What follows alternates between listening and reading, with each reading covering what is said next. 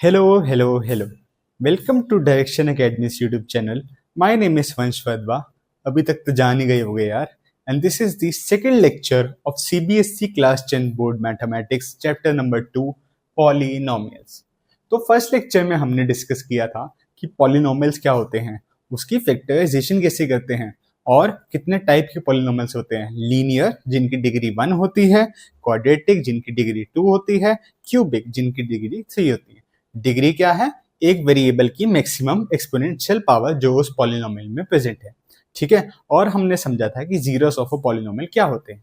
तो रिवाइज करें अगर थोड़ा सा, तो लेट से कुछ px है. ठीक है, कोई पॉलिनोमियल है. तो px में हम x की वैल्यू क्या कांस्टेंट डाल लें, let x is equal to k, जिसपे पॉलिनोमियल जो है वो जीरो के इक्वल हो जाए.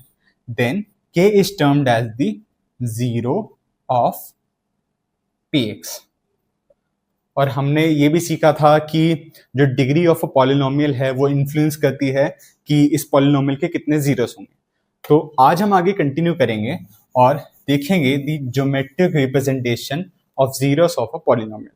इसको हम समझेंगे एक एग्जांपल के थ्रू. तो चलिए स्टार्ट करते हैं.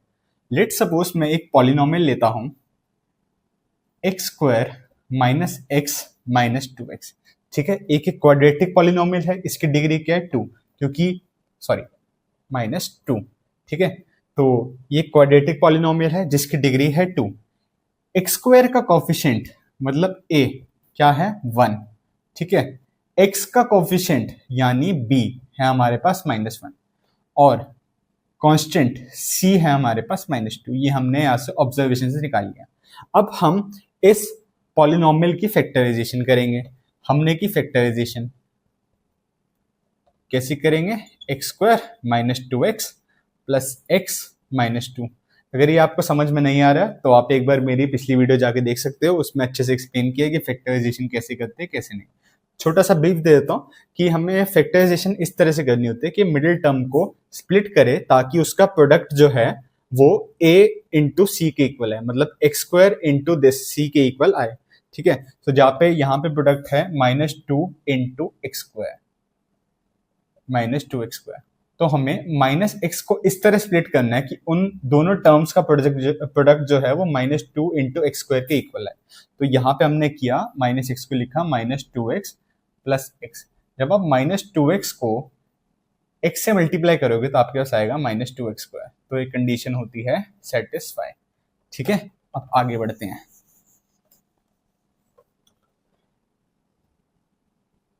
इन दोनों टर्म में देखो कुछ एलिमेंट कॉमन आ रहा है. ऑब्वियसली x यहाँ पे कॉमन है, यहाँ x स्क्वायर है या x टू द पावर 1 है. तो x टू द पावर 1 हमने ले ली इन दोनों में से कॉमन. बचा क्या? इस टर्म में बचा x, इस टर्म में बचा -2. आई होप कॉमन लेना आपको आता होगा, बेसिक सी चीजें. I am expecting that. इन दोनों टर्म्स में से कुछ भी कॉमन नहीं है तो हम क्या कॉमन लेंगे? 1, क्योंकि 1 तो सब में कॉमन होता ही है. ठीक है, अब इन दोनों टर्म में देखो क्या कॉमन दिख रहा है, क्या क्या क्या? x माइनस 2 कॉमन है. यहां से बचा x प्लस आया 1. तो हमारी पॉलिनोमियल की फैक्टराइजेशन होगी that is equal to x minus 2 into x plus 1. ये हमने एक फैक्टराइजेशन के क्वेश्चन की हमने प्रैक्टिस भी कर ली. ठीक है, अब हमें इसका जीरो निकालना है. तो जीरो निकालना हुआ तो प्रोसीजर क्या है कि px को हम जीरो के इक्वल कर देंगे और देखेंगे कि x की वैल्यू कौन से सेटिस्फाई करती है कि ये पूरा पॉलिनोमियल जीरो वाला है. तो हमारे पास आया x minus 2 into x plus 1 is equal to 0. अब ये प्रोडक्ट में है. अगर कोई भी दो एलिमेंट प्रोडक्ट में, for example a into B, let say a into B हमने पहले यूज कर लिया. Let suppose s into T कोई भी टर्म्स हैं, ठीक है, वो जीरो के इक्वल है. तो इसका मतलब क्या हुआ? या तो s इज इक्वल टू 0 है और t इज इक्वल टू 0 है, या तो s 0 हो जाए या फिर t 0 हो जाए. ठीक है, यही पॉसिबल है, यही पॉसिबिलिटी है कि s इंटू टी का प्रोडक्ट हमारे पास 0 आएगा. हम सेम सिनेरियो यहां पे भी लगाएंगे. कैसे करेंगे? तो हमें पता है कि अगर इन दोनों टर्म्स का प्रोडक्ट इक्वल टू 0 है तो इन दोनों में से किसी एक को 0 होना पड़ेगा. इसका मतलब है या तो x minus 2 is equal to 0 होगा या फिर x प्लस 1 इक्वल टू 0 होगा. ठीक है, तो इसका मतलब क्या हुआ? या तो x इज इक्वल टू 2 होगा या फिर x इज इक्वल टू -1 होगा, यही तो पॉसिबिलिटी है। तो +2 और -1 क्या हो, x के 0 हो। ठीक है, यहां से हमने ये कंक्लूजन कर लिया। एक बार इसका स्क्रीनशॉट आप ले सकते हो, तो हम आगे बढ़ते हैं। ठीक है, हमें ये समझ में आ गया कि x is equal to 2 and -1 are the zeros of this polynomial। हमने यहाँ पे इसे नोट कर लिया। ठीक है, अब हम x की कुछ वैल्यूज डालेंगे और देखेंगे कि उसके कॉरस्पॉन्डिंग पॉलिनोमियल की क्या वैल्यू निकल के आती है। जैसे कि अगर हम इस इक्वेशन में x is equal to let suppose -2 डालें, तो px की वैल्यू क्या आएगी हमारे पास, मतलब p ऑफ -2 यहाँ पे क्या आएगा, x की जगह हमने -2 रिप्लेस कर दिया, तो आया -2 का होल स्क्वायर माइनस ऑफ -2, ये आया -2, ये आया -2 का होल स्क्वायर 4 + 4 -2, ये आया हमारे पास 8। ठीक है, तो x इज इक्वल टू -2 अगर हमने पुट किया तो हमारे पास क्या आंसर आया, सॉरी 6, माय बैड, आंसर आया 6। ठीक है जी, अब हमने x is equal to -1 put किया तो क्या आया, -1 का whole square minus of -1 -2 that is equal to 1 minus minus plus -2 0। तो सेटिस्फाई हो गया। जब मैंने x is equal to -1 put किया तो p ऑफ -1 क्या है, 0। ठीक है, इसी तरह से जब मैं x is equal to 1 put करूंगा तो हमारे पास p ऑफ 1 क्या आएगा, 1 -1 -2 -2। थोड़ा सा जल्दी जल्दी करेंगे। अगर मैं x is equal to 0 put करूंगा तो p ऑफ 0 क्या आएगा हमारे पास, 0 -0 -2, ये भी आया हमारे पास -2। अब x इज इक्वल टू 2 पे हमें पता है कि ये 0 ऑफ द पॉलिनोमियल है, तो px ऑफ 2 की वैल्यू क्या आएगी, 0। इसी तरह से ये मैं मार्क कर लेता हूं ताकि आपको इजी हो आगे। ठीक है, अब मैंने अगर x is equal to 3 put किया तो हमारे पास p ऑफ 3 क्या आया, 9 -3 -2। ठीक है, क्या वैल्यू आई, 9 -3 -2 इज इक्वल टू 4। ठीक है जी, यहाँ थोड़ी सी मिस्टेक हो गई थी, सॉरी माय बैड। जब मैं x is equal to -2 put करता हूं तो हमारे पास आएगा 4। कैलकुलेशन मिस्टेक है, सॉरी, एक बार चेक कर लेना। तो जब मैंने x is equal to -2 put किया, px की वैल्यू आई 4, उसके corresponding x is equal to minus पे 0, x इज इक्वल टू 1 पे -2, x इज इक्वल टू 0 पे -2, x इज इक्वल टू 2 पे 0 और x इज इक्वल टू 3 पे 4। तो इसे मैं एक टेबुलर फॉर्म में लिख लेता हूं। ठीक है जी,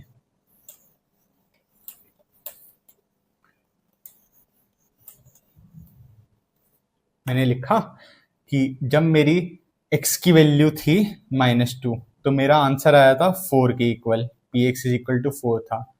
ठीक है, मैंने x की वैल्यू -1 डाली तो 0 हो गया, x की वैल्यू 0 डाली तो -2 हो गया।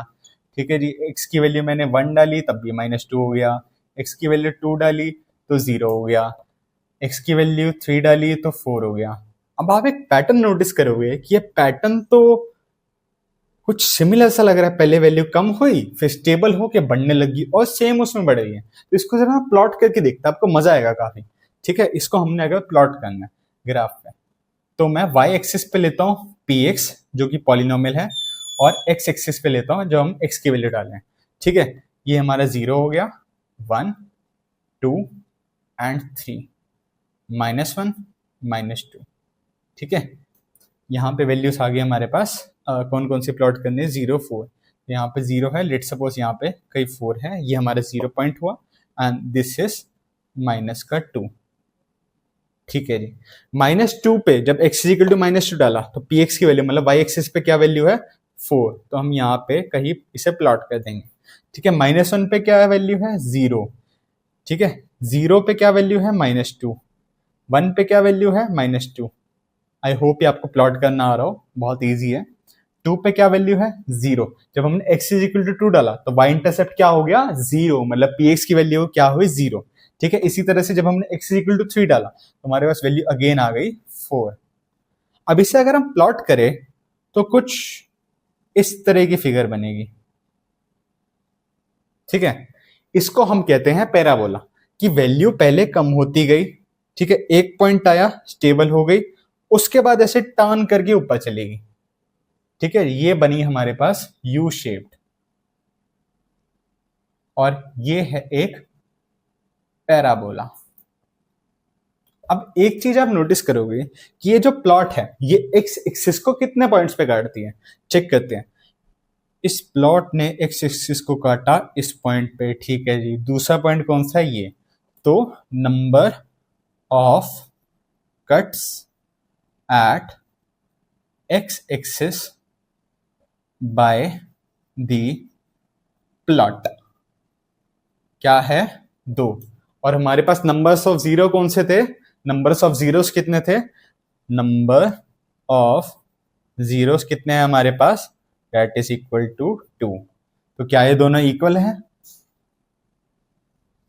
तो इससे हमें क्या कंक्लूजन मिलता है कि जितने नंबर्स ऑफ जीरोस होंगे उतनी ही बार ये प्लॉट जो है एक्स एक्सिस पे कट करेगा। दिस इज द कंक्लूजन, ये दोनों इक्वल हैं। जितने आपको एंड वाइस वर्सा जितने आपको इस प्लॉट पे कट मिलेंगे उसका मतलब है उस पॉलिनोमियल के उतने ही जीरोस एग्जिस्ट करते हैं। और ये जीरोस आपको कौन से पॉइंट पे मिलेंगे, जो आपने थ्योरेटिकली निकाले थे। जैसे x square minus x minus 2 के केस में आपके जीरोस आए थे +2 और -1। आप यहाँ पे देख सकते हो ये प्लॉट जो है एक्स एक्सिस को कौन सा पॉइंट पे कट कर रहा है, सबसे पहले -1 पे और 2 पे। ठीक है, ये बात बिल्कुल क्लियर है, ये हमें समझ में आ गई। ठीक है, अब हम एक और एग्जांपल के थ्रू समझते हैं। ये हो गया, एक बार आप इसका स्क्रीनशॉट ले सकते हो। ठीक है, आगे बढ़ते हैं।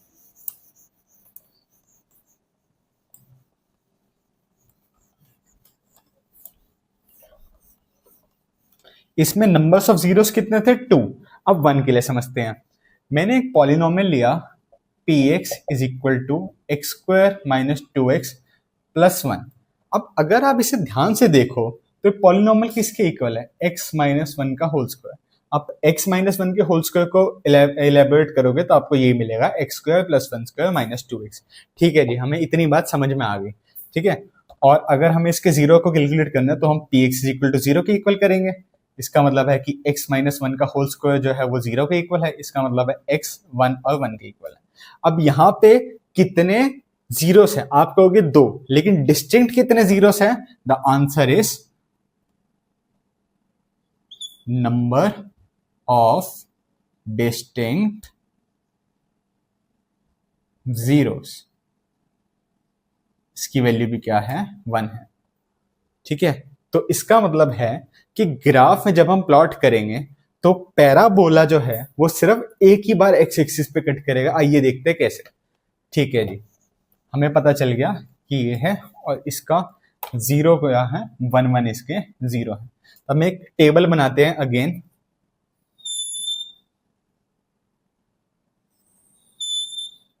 ठीक है, एक्स की वैल्यू करस्पॉन्डिंग पी एक्स की वैल्यू। ठीक है, एक्स की वैल्यू हमने पुट की -2, पी एक्स की वैल्यू कोरस्पॉन्डिंग क्या है यहाँ पे, -2 -1 तो -3 का whole square that is equal to 9। 9 आ गया जी। हमने पुट की -1 वैल्यू, -1 कोरस्पॉन्डिंग वैल्यू है 4। हमने पुट किया 0, पी एक्स की वैल्यू है 1। आप साथ साथ इसे वेरीफाई भी कर सकते हो, यही वैल्यूज है। मैंने एक्स की वैल्यू डाली 1, क्या आंसर आया 0। ठीक है, मैंने एक्स की वैल्यू कितनी डाली 2, मेरे पास क्या आंसर आया 4। सॉरी 1 आया, 1 आया माय बैड। ठीक है, मैंने x की वैल्यू कितनी डाली 3, आंसर क्या आया, px की वैल्यू 4। वैल्यू कितनी डाली 4, px की वैल्यू 9। तो इसी तरह से आप प्लॉट बना सकते हो। अब हम फिर से प्लॉट करेंगे, y एक्सिस पे px, x एक्सिस पे x। अब हमें यहाँ पे दिख रहा है कि कोई भी पॉजिटिव वैल्यू नहीं है, क्योंकि मतलब सॉरी कोई भी यहाँ पे नेगेटिव वैल्यू नहीं है, क्योंकि यहाँ पे स्क्वायर आ गया। जो स्क्वायर है वो अंदर की नेगेटिव वैल्यू को भी पॉजिटिव में कन्वर्ट कर देता है। ठीक है, तो हमने एक्स एक्सिस पे पुट किया x जो हम वैल्यूज डालेंगे, और y एक्सिस पे पॉलिनोमियल जो उसके करस्पॉन्डिंग होंगे। एक्स एक्सिस पे 1 2 3 4, नेगेटिव साइड पे -1 -2। वेरी गुड जी। और यहाँ पे ऊपर है 9, यहाँ पे है 4। ठीक है जी, -2 पे क्या वैल्यू थी पी एक्स की, 9। -1 पे क्या थी 4, 0 पे क्या थी 1, 1 पे क्या थी 0, 2 पे क्या थी 1, 3 पे क्या थी 4, 4 पे क्या थी 9। तो हमारे पास क्या प्लॉट आया, ऐसे ऐसे ऐसे ऐसे गिरता गया, 1 पे आते 0 पहुंचा, टिंग टिंग टिंग टिंग। ठीक है, ये थोड़ा सा क्योंकि डिस्टॉर्टेड बना है, हमने एक्चुअल ग्राफ फिर बनाया, तो इस तरह से प्लॉट आएगा, एक यू शेप प्लॉट बन गया क्योंकि क्वाड्रेटिक इक्वेशन है। और एक्स एक्सिस को कितनी बार कट करिए, आप देख रहे हो सिर्फ एक ही बार ही कट करिए, सॉरी ये एक्स एक्सिस है, इसको सिर्फ एक ही बार कट करिए, अगर 2 बार कट करी होती तो कुछ ऐसा बनता। ठीक है, तो जब भी नंबर्स ऑफ जीरोस 1 होंगी, कुछ इस तरह का आपका पॉलिनोमियल बनेगा।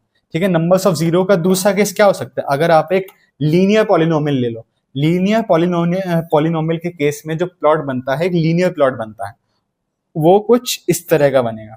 मतलब एक्स एक्सिस पे सिर्फ एक ही बार कट करेगा, वाई एक्सिस पे कितनी बार भी कट करे हमें उससे कोई लेना देना नहीं है, बस हमें देखना है कि एक्स एक्सिस पे कितनी बार कट करे। मतलब जब वाई इंटरसेप्ट की वैल्यू 0 हो जाती है, तब उस पॉइंट को हम कहते हैं zero of a polynomial in geometrical terms. ठीक है, ऐसे ही हम जब नंबर्स ऑफ जीरोस 3 है तो number of cuts on x axis कितने होंगे 3, जब 4 होंगे तो 4, सिंपल।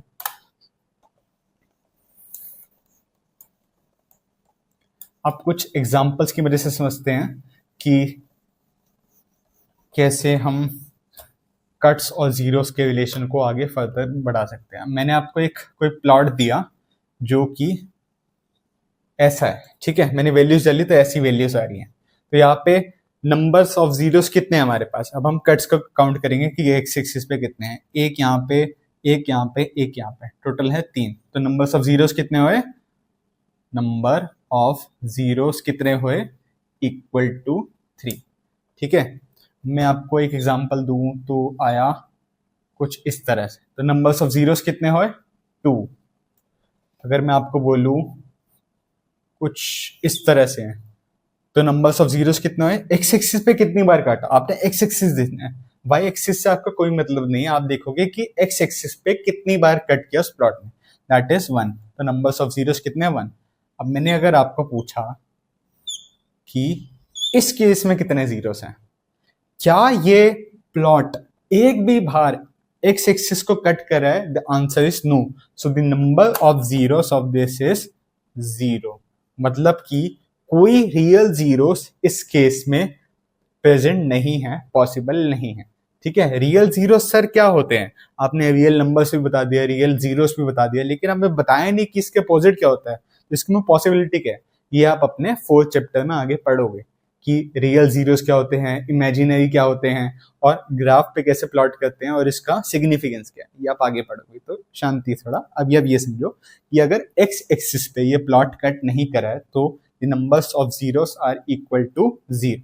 ठीक है, ये सब जो आपने पढ़ा, फॉर एग्जाम्पल ये यू शेप है, ठीक है, मैं पैराबोला की बात करना चाहूंगा, यू शेप है, आपने अब तक सीधा यू देखा है, लेकिन हमारे पास कुछ इस तरह से भी प्लॉट एग्जिस्ट करते हैं। ठीक है, मतलब अपोजिट यू शेप, ये कैसे है, अगर आप कोई पॉलिनोमियल देखोगे, इसके बारे में बात करते हैं। लेट सपोज मैंने आपको कोई क्वाड्रेटिक पॉलिनोमियल दिया, उसकी फॉर्म क्या होती है, ax square plus bx plus c। ठीक है, अगर यहां पे a की वैल्यू पॉजिटिव है तो हमारा प्लॉट जो है वो हमेशा यू शेप्ड ही बनेगा। ठीक है, वो हमेशा यू शेप्ड ही बनेगा, जो ऊपर से खुला होगा, ऊपर से खुला होगा। ठीक है, ऐसा इसलिए क्योंकि अगर आप देखो वेरिएबल यहाँ पे एक्स स्क्वायर है, यहाँ पे एक्स टू द पावर 1 है, और यहाँ पे एक्स टू द पावर 0 है, मतलब है ही नहीं।